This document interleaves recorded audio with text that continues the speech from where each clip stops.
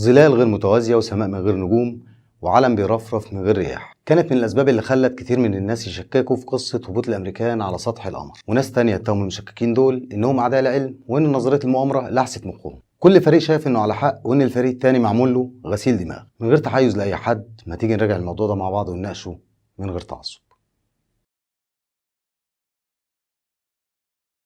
4 أكتوبر 1957 أعلن الاتحاد السوفيتي إنه نجح في إرسال سبوتنيك 1 للفضاء، وده يعتبر أول قمر صناعي وشرارة البداية لسباق غزو الفضاء بين الاتحاد السوفيتي والولايات المتحدة الأمريكية. بعدها بشهر أعلن الاتحاد السوفيتي تاني عن نجاحه في إرسال سبوتنيك 2 للفضاء، بس المرة دي بعتوا معاه كلب.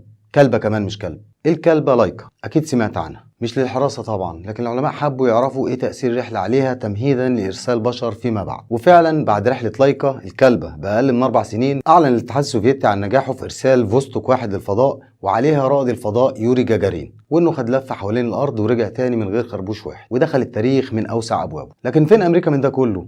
دي أمريكا برضه، ده أكبر قوة عسكرية اقتصادية دولية، فطبعا ما كانش ينفع تقعد تتفرج. عشان كده سنة 62 طلع الرئيس الأمريكي جون كينيدي وقال احنا مش اقل من اي حد، ولازما وحتما نطلع راجل القمر وهنرجعه الارض تاني سنت سليم، وهنعمل ده بالصح والمظبوط قبل نهايه الستينات. احنا جامدين قوي. طبعا اللي هيقوم بالمهمه دي هي وكاله ناسا، واللي تم انشائها سنه 58. لكن للاسف على الرغم من الدعم الهائل اللي توفر لوكاله ناسا، الا انها لحد دلوقتي ده ما قدرتش تحقق اللي نجح فيه السوفييت. وكانت كل انجازاتها انها سنه 61 ارسلت رائد فضاء لاعلى طبقات الغلاف الجوي ورجع تاني مش اكتر ولا اقل، وما دارش حوالين الارض زي جاجارين. مهمه وصفها زعيم الاتحاد السوفيتي وقتها نيكيتا خروشوف انها مش اكتر من نطه بارود. لكن الكلام ده مش مهم، وكل اللي حققه السوفييت مش مهم قصاد الانجاز اللي حققته ناسا سنه 69. انجاز تاريخي وغير مسبوق خلى امريكا تتربع على عرش تكنولوجيا الفضاء وتوقف السوفييت عند حدهم. وعشان رئيس امريكا كلمته ما بتنزلش الارض قبل نهايه الستينات زي ما وعد كينيدي، في بث مباشر العالم كله شاف نجاح هبوط ابولو 11 على سطح القمر،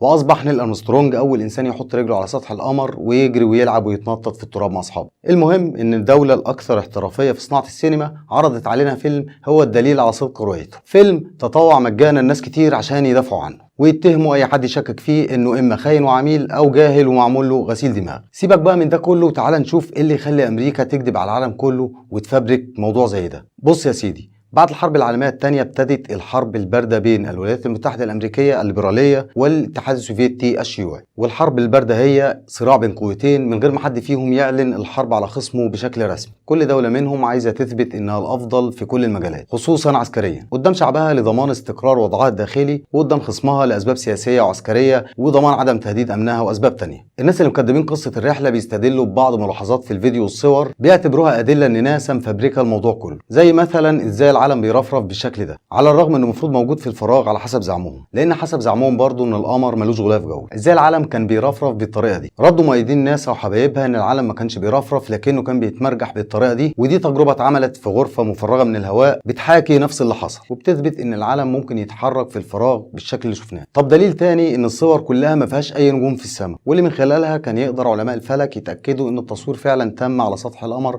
ولا لا. ردوا قرايب ناسا وقالوا ان التصوير تم بسرعه شطر عاليه لضمان عدم سطوع الصور اكتر من اللازم. واللي ما يعرفش يعني ايه الشطر او الغالق في الكاميرا، ده الباب اللي بيفتح وقت ما بتلقط صوره عشان يدخل نور للسنسور او للفيلم ويقفل تاني حسب السرعه المظبوط عليها. والباب ده كل ما يفتح اسرع ويقفل ده معناه ان سطوع الصوره اقل، لان النور اللي دخل اقل، ولو فتح مده اطول ده معناه ان الصوره يكون سطوعها اكبر. وعشان القمر لامع او ألمع جرم سماوي زي ما بيقولوا، كان لازم سطوع الصور يكون قليل جدا عشان تفاصيل الصور تبان. لكن في صوره زي دي الارض تبان عادي والنجوم لا. دليل كمان ان مفيش اي غبار صدر عن هبوط المركبه على الرغم من القمر ترابه خفيف جدا حسب الصور والفيديو. ردوا وقالوا قرايب ناسا ده عشان المركبه حلقت بشكل افقي معظم الوقت عشان تلاقي مكان مناسب للهبوط. ماشي، طب ليه ما عادش فيه رحلات للقمر منذ اخر رحله سنه 72؟ قالوا هنروح هناك تاني ليه؟ ما خلاص 6 رحلات ابولو نجحوا في الهبوط على سطح القمر من سنه 69 لسنه 72 ورجعوا بسلام وجابوا لنا 400 كيلو حجاره من على سطح القمر. طب احنا شفنا بعض ادله المشككين وازاي رد عليها حبايب ناسا ومؤيديها، لكن فين ادله ناسا وقرايبها على مصداقيه الرحله؟ ادله تثبت ان الامريكان نجحوا فعلا في الوصول للقمر والهبوط عليه، ادله غير الفيديو والصور.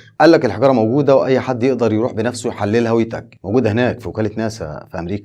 وقال كمان ان المرايه اللي حطها رواد الفضاء على القمر لسه موجوده، تقدر تبعت ليزر وتشوف هينعكس ويرجع لك ولا لا. الصوره دي من الموقع الرسمي لوكاله ناسا، هتلاقوا الرابط في اول تعليق. زي ما احنا شايفين دي قائم المركبه اللي المفروض نزلت بالشكل ده بعد دخولها في مجال جاذبيه القمر. اللي منعها من السقوط والتحطم هو الدفع الخارج من الصاروخ ده. والطبعه الشهيره لحذاء ارمسترونج على السطح بتقول ان الاتربه خفيفه جدا، والطبعه دي ودي ودي ودي ودي ودي ودي. لك ان تتخيل كميه الاتربه والغبار اللي يثيرها اندفاع غاز بالقوه دي على مسافه من السطح. افتكر مش محتاج توضيح. السبب الوحيد اللي يخلي قائم المركبه بالنظافه دي ان ارمسترونج واصحابه عملوا اللي بيعملوا اي سواق محترم بعد مشوار طويل، وخدوا فوطه زفر قبل التصوير عشان الصوره تطلع حلوه. هنا بقى جسم المركبه كله متغطي برقائق المونيوم، ورق المونيوم، فويل زي اللي بنلف بيه الوجبات. الفويل صمد بالشكل ده وما تاثرش باندفاع الغاز اللي خارج من الصاروخ ده. دلوقتي اندفاع الضغط او الغاز او الانفجار اللي خارج من الصاروخ ده كان من القوه بحيث انه يوقف او فرمل مركبه فضاء عليها 3 رواد فضاء غير السندوتشات وزمزمات الميه بتاعتهم. دي المسافه بين الصاروخ وقوائم المركبه. وده فيديو انطلاق المركبه من على سطح القمر. الفويل اتنيل خالص. طب نشوف الراجل ده بيقول ايه. ازاي نقدر ننظم رحلات للمريخ ان كنا لغايه دلوقتي ما وصلناش للقمر؟ هبوط ابولو على سطح القمر هو تحريف لتاريخ البشريه وخديعه اكبر من خديعه الاحتباس الحراري. اذا كان علماء ناسا سنه 2012 اعلنوا انهم مش قادرين يحموا المركبه من الاشعاعات في حزام فان الين، فازاي نقدر نصدق ان رواد الفضاء اخترقوه ببدل مصنوعه من رقائق الالومنيوم الفويل بتاع الوجبات، وان ده حصل في عز النشاط الشمسي؟ الجواب سهل جدا، ان ده ما حصلش اساسا. ده ديفيد جريلينتر مستشار ترامب للشؤون العلميه والتقنيه. نشوف رواد الفضاء اللي العالم كله شافهم بيلعبوا في التراب على سطح القمر لما انطلب منهم يقسموا على كتابهم المقدس ان رحلات ابولو حقيقيه وانهم فعلا هبطوا على سطح القمر. كان ردهم ايه؟ اولهم نيل ارمسترونج، صاحب خطوه صغيره لرجل لكنها فجأة كبيره للبشريه.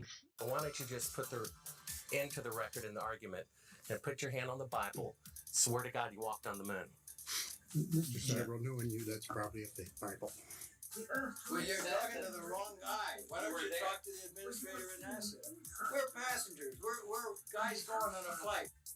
I don't hit people, but you're going to be on the deck unless you get I appreciate it. Get the hell out of the house. Well, take your stuff and get the fuck out. Why don't you quote me and say it's bullshit? When the shadows in her office, I don't give a damn about all that shit. You're the one who said you walked on the moon when you didn't. Calling the kettle black if ever thought of saying I misrepresented myself. Away from me. You're a coward and a liar and a thief.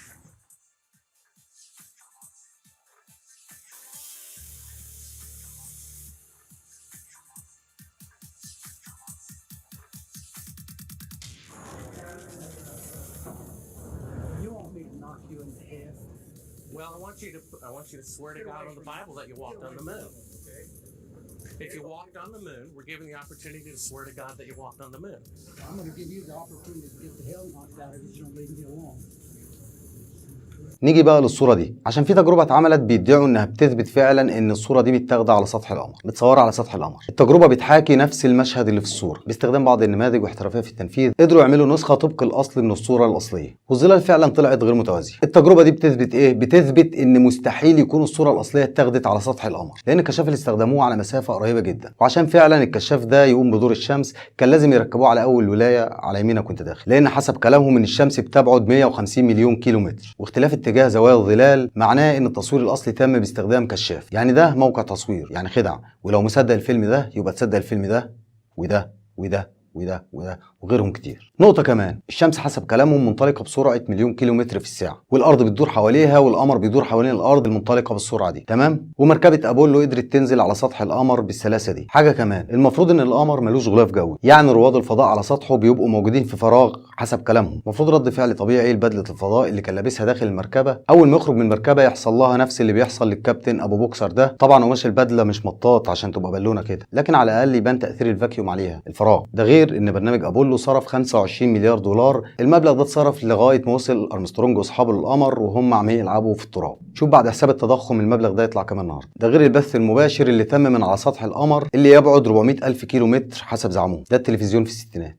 مكالمة تليفون تمت بين نيكسون ورائد الفضاء على سطح القمر على مسافة 400 ألف كيلومتر مباشرة بدون أي شبكات تقوية في الطريق، واحنا دلوقتي في 2021 وعارفين الشبكة بتبقى عاملة ازاي لو بعدنا شوية عن شبكات التقوية. أما بالنسبة لموضوع الضغط والدفع في الفراغ، وهل ينفع لصاروخ إنه ينطلق في فراغ لا نهائي زي الفضاء المزعوم، مش هقدر أتكلم عنه دلوقتي لأن عمل تجربة حقيقية محتاج إمكانيات غير متاحة في الوقت الحالي. لو عجبك المحتوى ما تنساش تشترك في القناة وتعمل لايك وتفعل زر الجرس، ولو ما عجبكش يا ريت تشترك برضه وتفعل زر الجرس. بعد كل اللي قلناه، لو لسه مصدق ناسا وافلام الخيال العلمي اللي بتعرضها عليك، ايوه مصدق.